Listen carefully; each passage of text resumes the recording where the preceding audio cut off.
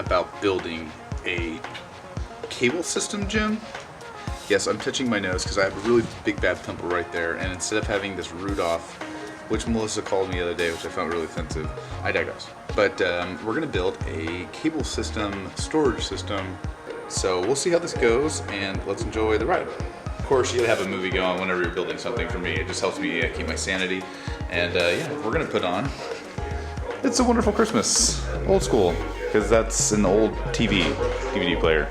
Well, I hope you enjoyed my little intro there. Sorry to keep you waiting, but this is the all-in-one setup with the GETRXD FTS 2000 with all the included bolts, accessories, rods and rails.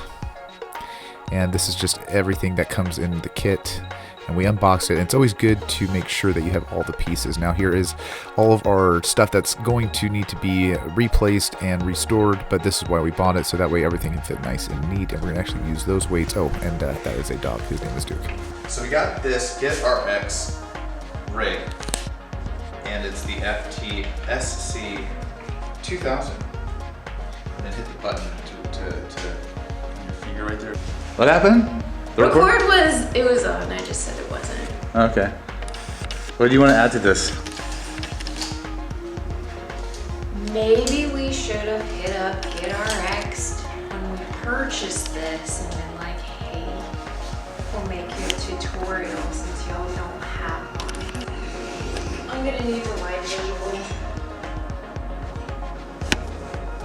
Okay, so the instructions we got give you how to set up one pulley system that would connect to the wall. We bought essentially a GETRXD rig that's got two pulley systems, one on either side, and it's going to have storage in the middle here.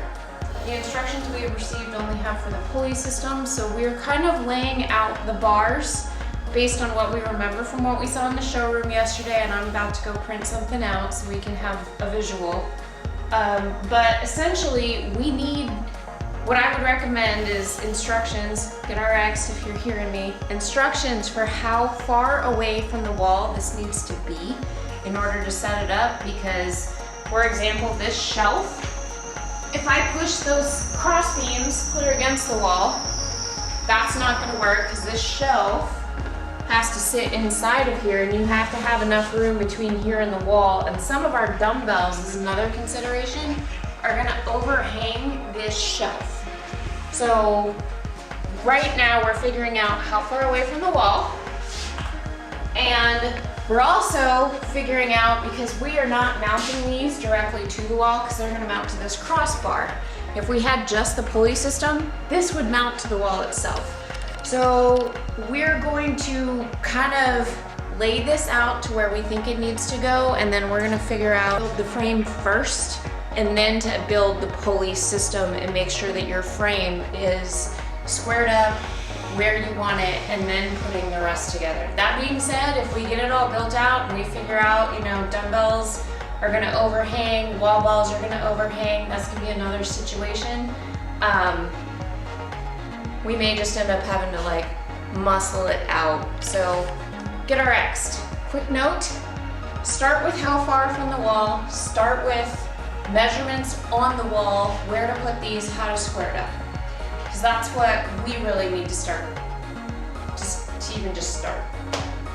And doesn't Melissa always do a good job explaining? I am terrible at it, but this is the system set up in the square shape that it needs to, and or the right angle, because you have two options. You can either post it to the drywall or a post or a beam, or you can go ahead and get the full system that we're having here with the rod, and we like to set that up first. The other way, and the instructions like to say that we've said before, is that it wants you to actually put in the pulley system with the cables, and to us that just didn't make sense. We'd rather have a secure structure, so we actually used these weight storage holders, and we wanted to attach them to the sides. That way it gave us a nice secure area to work with, so that way when we were building and putting the weight rack on and putting the weights on and putting all the cable on, everything is secure.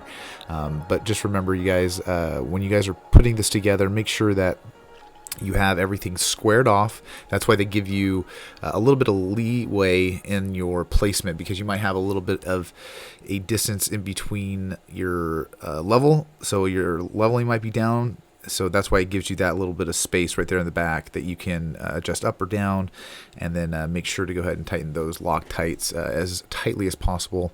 And that's why we like to use the leveler, and you know, that's just how you do it, man. You want to do it right. But don't be afraid. You got to loosen it up to make it level. But once again, we'd like to do both of them. And then that way we're just kind of mirroring each other. And this is actually the placeholder for the weight and storage racks that we bought. And it's a nice add-on. Once again, it's got the Allen in the back, which is a larger Allen. I believe it's a 7mm. I could be wrong. Please double check and make sure on that one. But all in all, it's nice to have a nice secure base.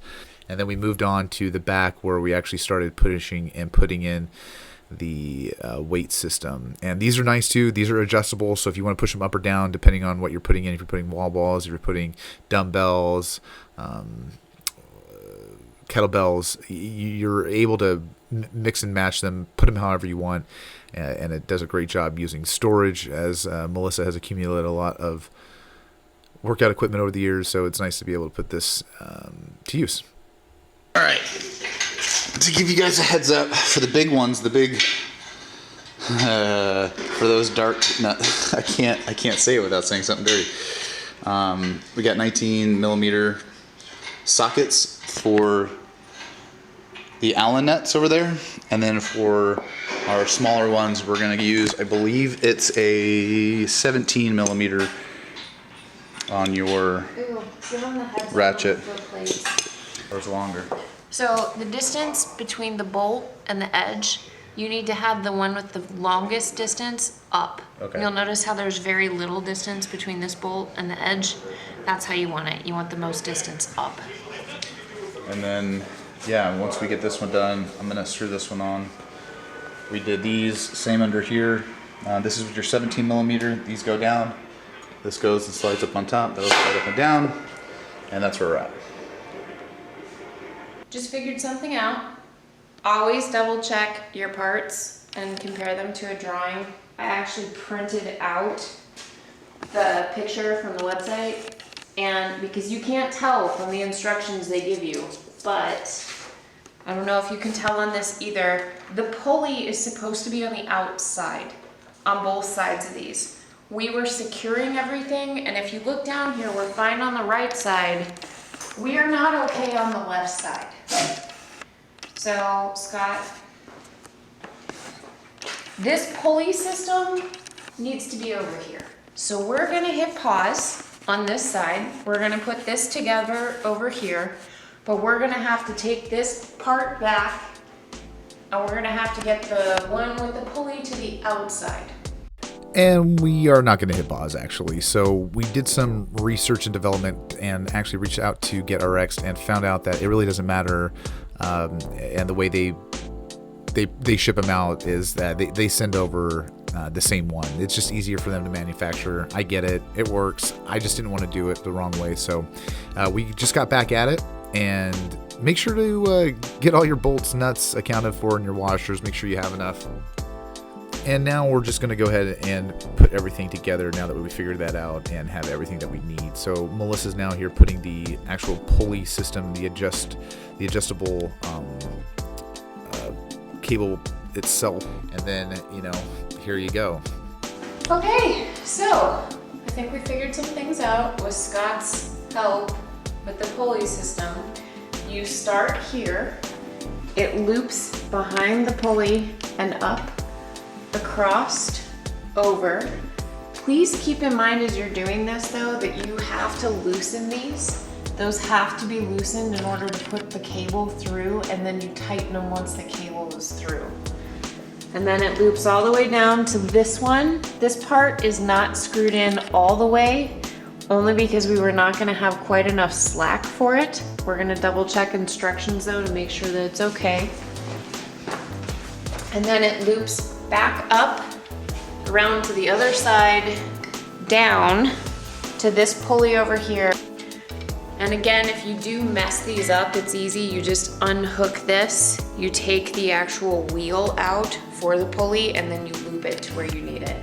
So we were thinking, especially looking at directions, that we needed a left and right side. And if you look at the directions, they do say a left and a right, and they show this pulley down here at the bottom to the outside on both parts. So that's currently where we're at. I think our next step is we're gonna go focus on this side. We're gonna try to set this up, see if it works, and we'll keep you posted.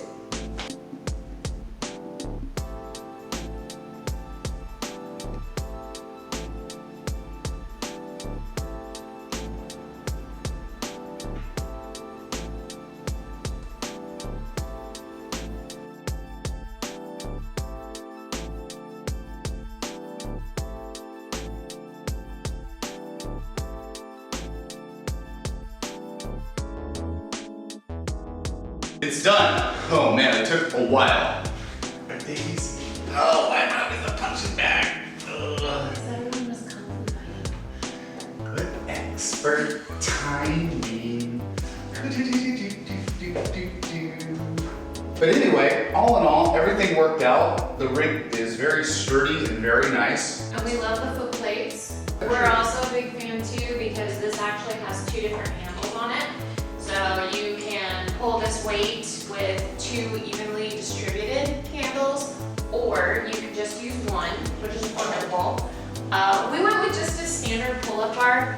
They have several other options as well, but we don't have a ton of space between the ceilings, and we also have the 2 PRX rigs, so we decided we were okay right now with this specific pull-up bar. We're still waiting on a kettlebell rack to come in, and we're still fixing some of the stuff here, but we're essentially gonna be able to put our plates down here, dumbbells, kettlebell rack, another wall ball rack, which is spectacular and gave us a ton more storage.